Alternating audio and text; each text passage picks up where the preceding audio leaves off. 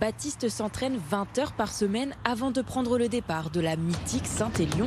Le coureur a vu le podium s'envoler lors de sa première participation en 2019.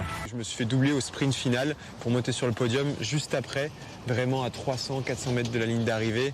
Et c'est là où tu dis, j'ai parcouru toute cette distance depuis Saint-Étienne, 78 km, pour finalement se faire doubler au sprint, c'est un peu cruel. Après 2 années de Covid suivies d'une blessure, il revient se challenger plus déterminé que jamais sur sa course de cœur. C'est une course où il faut quand même courir vite, avec pas mal de portions sur le bitume. Donc je me suis beaucoup entraîné sur les quais, à Lyon, au parc de la Tête d'Or.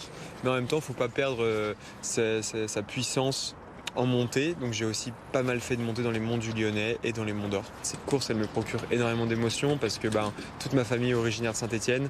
Moi, je suis né à Lyon, j'habite à Lyon. La cerise sur le gâteau, ce serait de faire mieux qu'en 2019 en montant sur le podium. Un défi qui passe aussi par l'alimentation.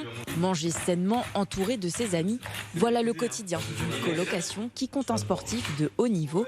Des concessions, mais surtout beaucoup de soutien. On sait qu'il doit faire attention sur le rythme de vie, sur la manière dont il se prépare, sur le moment des horaires de repos, de l'alimentation. Au final, je trouve qu'il ne l'impose pas tant que ça non plus, dans le sens où je pense soit il nous préserve aussi, soit il aime bien aussi le cacher et le vivre de façon presque normale, comme si c'était son métier, c'est son métier aussi.